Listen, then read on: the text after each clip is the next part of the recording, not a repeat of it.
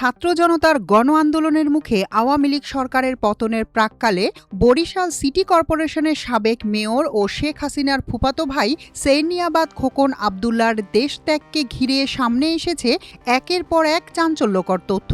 এসব তথ্য নিয়ে একটি প্রতিবেদন প্রকাশ করেছে যুগান্তর। প্রতিবেদনে বলা হয়, ৪ আগস্ট সকালে ছাত্র জনতার বিক্ষোভে গুলি ছুড়তে গিয়ে গণপিটুনিতে মারা যান বরিশাল মহানগর আওয়ামী লীগ নেতা টুটুল চৌধুরী। ওই ঘটনায় ভীত হয়ে পড়েন খোকন। রাতে তার আলেকান্দা সড়কের ভাড়া বাসায় ডেকে নেন আওয়ামী লীগ নেতা তৎকালীন এক ওয়ার্ড কাউন্সিলর ও যুবলীগের ২ নেতাকে। তখনই বরিশাল ছাড়ার সিদ্ধান্ত নেন তিনি। ওই রাতে খোকনের বাসায় থাকা ওই ৩ নেতার একজন জানান, একসঙ্গে বসে আলোচনার মাধ্যমে সিদ্ধান্ত হলেও যাওয়ার সময় কাউকে কিছু না বলে চুপচাপ চলে যান খোকন। রাত ৩টা নাগাদ বিশেষ একটি বাহিনীর ২টি গাড়ি সামনে পেছনে নিরাপত্তা দিয়ে নিয়ে যায় সাবেক এই মেয়র ও তার স্ত্রীকে। তার বেরিয়ে যাওয়ার অন্তত আধা ঘন্টা পর আমরা জানতে পারি যে তিনি চলে গেছেন। বরিশাল থেকে সোজা খুলনায় গিয়ে ওঠেন সোনাডাঙ্গা এলাকায় শ্যালক মিঠুর বাড়িতে। সেখানে কয়েকদিন থাকার পর আশ্রয় নেন খুলনা বিএনপির প্রভাবশালী এক নেতার বাসায়। আওয়ামী শাসনামলের দীর্ঘ সময় ওই নেতাকে মোংলা বন্দরের ব্যবসা বাণিজ্যে সহায়তা করেছিলেন খোকন। তিনি নিজেও ছিলেন মোংলা বন্দর স্টিভেটর অ্যাসোসিয়েশনের সভাপতি। প্রয়োজনীয় পণ্য সরবরাহ করতেন সমুদ্রগামী জাহাজে। রাতের বাকিটা সময় আমরা ওই বাসায় থেকে খুব ভোরে চলে আসি। ৪ আগস্ট রাত ১২টায় বরিশাল ছাড়ার সিদ্ধান্ত নেন খোকন আবদুল্লাহ। ৩ ঘণ্টা ধরে চলে প্রস্তুতি। ওই রাতেই তার বাসায় থাকা আওয়ামী লীগের এক নেতা বলেন, এই ৩ ঘণ্টায় ঘরে থাকা নগদ টাকা আর স্বর্ণালংকার ব্যাগে ভরেন তিনি। তাকে সহায়তা করা তৎকালীন এপিএস রুবেলের কাছে পরে শুনেছি যে প্রায় ১৬ কোটি টাকা ছিল সেখানে। তবে কোনো কাপড় চোপড় সঙ্গে নেননি তিনি বা তার স্ত্রী। বিপুল অঙ্কের ওই টাকা নিয়েই তারা ওঠেন খুলনায় শ্যালক মিঠুর বাসায়।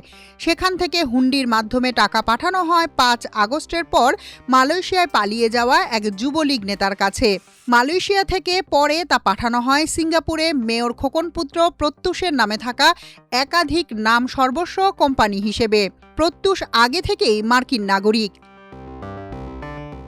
চাঞ্চল্যকর বিষয় হল, খুলনায় পালিয়ে থাকা অবস্থায় বিসিসির বেশ কয়েকজন ঠিকাদারের পাওনা প্রায় ২৭ কোটি টাকার চেকে ব্যাকডেটে সই করেন খোকন। বরিশাল থেকে চেক খুলনায় নিয়ে সই করিয়ে আবার বরিশালে আনার কাজটি করেন খোকনের তৎকালীন এপিএস রুবেল। তাকে সহায়তা করেন বিসিসির প্রকৌশল ও হিসাব শাখার ২ কর্মকর্তা। তাদের একজন বঙ্গবন্ধু পেশাজীবী পরিষদের নেতা। আর চেক সই করার বিনিময়ে মোট বিলের শতকরা ২০ থেকে ৪০% টাকা নেন শেখ মুজিবের ভগ্নিপতি আব্দুর রব সেরনিয়াবাদের পুত্র সাবেক এই মেয়র। টাকা হাতে পাওয়ার পর চেকে সই করেন তিনি। যুক্তরাষ্ট্রে টাকা নিতে হলে যেহেতু অর্থের উৎস জানাতে হয়, তাই সিঙ্গাপুরে খোলা নাম সর্বস্ব কোম্পানির মাধ্যমে সেখানে টাকা পাঠাতেন খোকন। মেয়র হওয়ার পর থেকে ৫ আগস্টের আগ পর্যন্ত যত টাকা হাতিয়েছেন তার সিংহভাগ এভাবেই পাচার হয়েছে যুক্তরাষ্ট্রে। এছাড়া মোংলা বন্দর কেন্দ্রিক বাণিজ্য করে আয় করা অর্থও পাচার হয়েছে সেখানে। তবে শেষ চালানের ১৬ কোটি টাকা পাঠাতে গিয়ে ৩ কোটি খোয়ান তিনি। মালয়েশিয়া যার কাছে হুন্ডি করে বাংলাদেশ থেকে টাকা পাঠানো হয়, সিঙ্গাপুরে পাঠানোর ক্ষেত্রে সেখান থেকে ৩ কোটি টাকা মেরে দেন তিনি।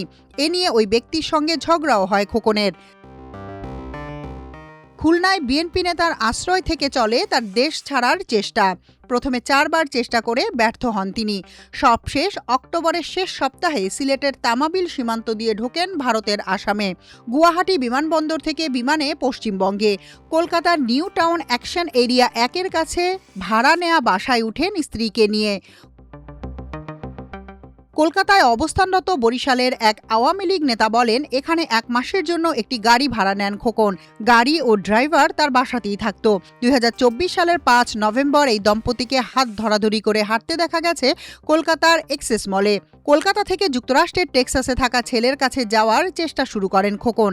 ছেলে প্রত্যুষ যুক্তরাষ্ট্রের সিটিজেন হওয়ায় খুব একটা কষ্ট হয়নি তাদের। ডিসেম্বরের শুরুর দিকে স্ত্রীকে নিয়ে কলকাতা থেকে উড়োজাহাজে যুক্তরাষ্ট্রে পাড়ি জমান খোকন।